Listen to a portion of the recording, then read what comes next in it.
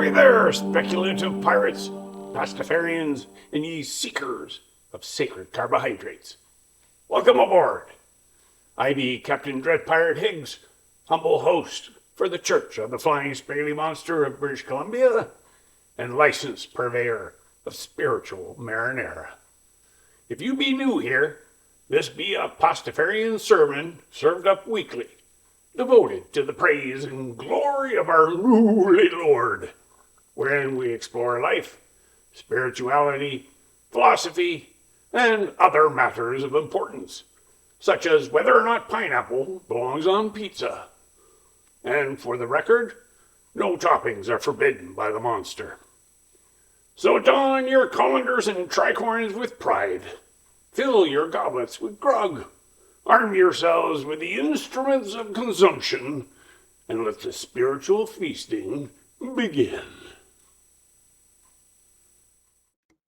Ahoy!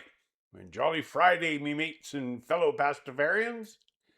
Today, as we gather beneath the benevolent gaze of the flying spaghetti monster, let us give thanks for another bowl of noodles, another Friday, and another opportunity to sit together at the table. For the next 3 Fridays, I'd like to invite you on a voyage unlike any we've taken before. Together, we'll welcome aboard an old Roman traveler named Lucius Annaeus Seneca. Not as a prophet, not as an apostle, but as a fellow seeker whose reflections have challenged people for millennia. Across this trilogy, we'll explore 3 simple questions. Is life really short?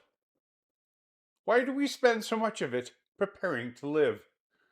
And if our days are limited, what kind of life is worthy of them? Today, we begin with the first question. Now, our sacred colander has a curious way of teaching. It rarely speaks directly. It catches truth wherever it falls. Sometimes that truth arrives through pirates, sometimes through scientists, sometimes through poets. Seneca belonged to that long fellowship of seekers. Despite living nearly 2,000 years ago, and despite never knowing Wi-Fi, smartphones, or social media, he somehow managed to diagnose one of the great ailments of modern life. Seneca begins with a complaint he heard everywhere. People insisted life was too short. We never have enough time. We're always behind. If only there were more hours in the day. Sound familiar? We say it so often that it has become almost a greeting. Busy? Oh yes, crazy busy. Busy has become a badge of honor. If exhaustion were a competitive sport, many of us would be training for the Olympics. But Seneca offers a startling reply. Life, he says, is not short. We simply waste much of it. That sounds almost insulting at first, until we stop long enough to ask ourselves whether he might be right. Imagine for a moment that every morning the flying spaghetti monster places a small purse of golden coins in your hand. Not money, moments. 1 coin for every hour you'll live that day. No one knows how many purses remain. And the strange thing is this. Most of us guard our wallets with remarkable diligence. Yet we hand away our hours almost absent-mindedly. We donate them to pointless arguments. We surrender them to endless scrolling. We mortgage them to worries that never arrive. We trade them for approval from people we don't even particularly like. No pirate would leave a chest of treasure sitting unattended on the dock. Yet somehow we leave our attention lying around for anyone or anything to steal. But perhaps time isn't stolen at all. Perhaps it is quietly given away. Seneca notices something else. Many people spend their lives according to someone else's priorities. One person becomes consumed by ambition, another by greed, another by status, another by trying to impress strangers, another spends every waking moment solving everyone else's problems while quietly neglecting their own soul. The tragedy is not that these things exist. The tragedy is that we begin to mistake them for life itself. The noodly one never suggested that success was evil, or wealth, or achievement, or hard work. Pirates, after all, have bills to pay too. But he does seem to smile gently whenever we confuse the map for the journey, the schedule for the adventure, the resume for the character, the applause for the purpose. Permit me a small piece of Pastafarian tradition. Around our imaginary monastery sits an equally imaginary kitchen. Every morning, the flying spaghetti monster prepares a bowl of pasta for each of us. Not yesterday's bowl, not tomorrow's, only today's. Some people inhale it without even tasting it. Some spend the entire meal complaining about yesterday's sauce. Others refuse to eat because they're worried about tomorrow's menu. Some stare enviously into everyone else's bowl until their own grows cold. Very few simply enjoy what has already been placed before them. The meal was never hurried, only the diner. We live in a culture that rarely asks whether something is worth doing. It only asks whether we're doing enough. Even leisure becomes another project. We optimize vacations, track our sleep, measure our steps, count our followers, schedule our relaxation. One almost expects to hear someone say, "I've blocked off 30 minutes on Tuesday to experience spontaneous joy." And if we're not careful, we become the managers of life instead of participants in it. Even our spirituality can become another productivity app. The flying spaghetti monster has remarkably little interest in our efficiency. He seems much more interested in whether we noticed the sunset, whether we listened instead of merely waiting to speak, whether we laughed with friends, whether we forgave, whether we remained curious. Perhaps the greatest thief in the world is not death. Death, after all, only takes what remains. The greater thief is distraction.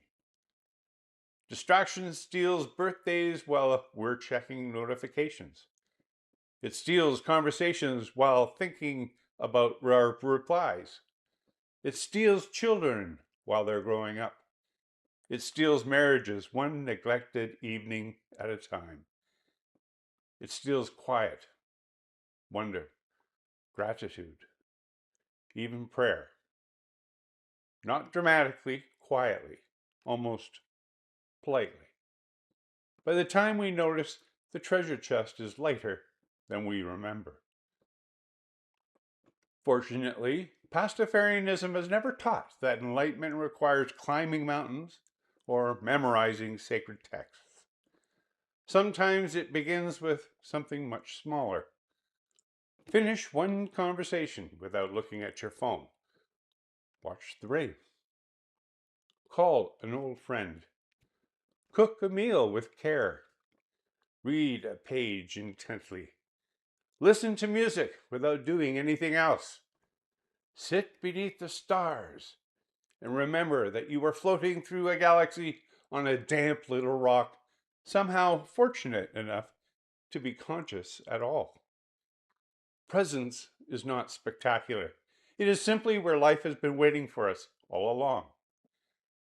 Perhaps this is why we gather each Friday, Not because the flying spaghetti monster demands attendance, but because every week we need reminding that life is happening now. Not after retirement, not after the next promotion, not after we've finally sorted everything out. Now.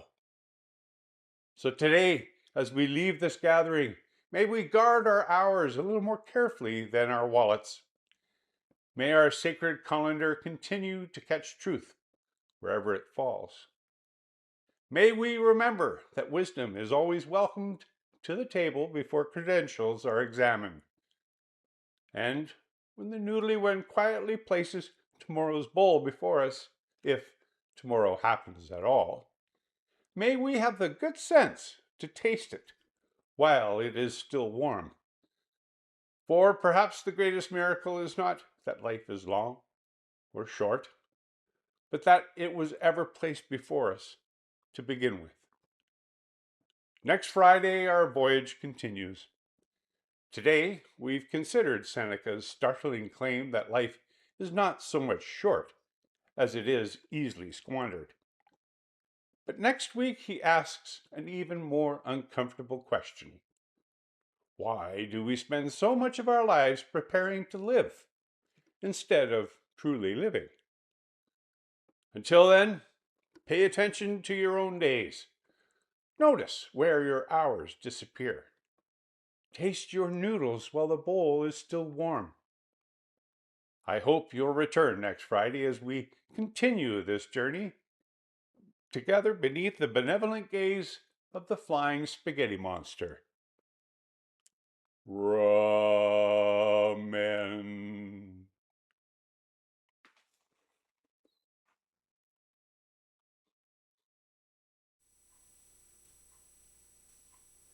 If you've enjoyed today's sermon, or it has at least given you a hankering for pasta, consider liking the video, subscribing to the channel, and sharing it with a friend who could use a little more carbohydrate-based philosophical perspective and saucy theological inspiration. New sermons arrive every Friday, God willing, because our monster appreciates a degree of regularity and plenty of leftovers. Until next time, may you be touched by his noodly appendages, sated by his zesty sauce, and cradled in his comfy colander. Fair winds, following seas, and as ever, ramen. Aye, aye, and goodbye.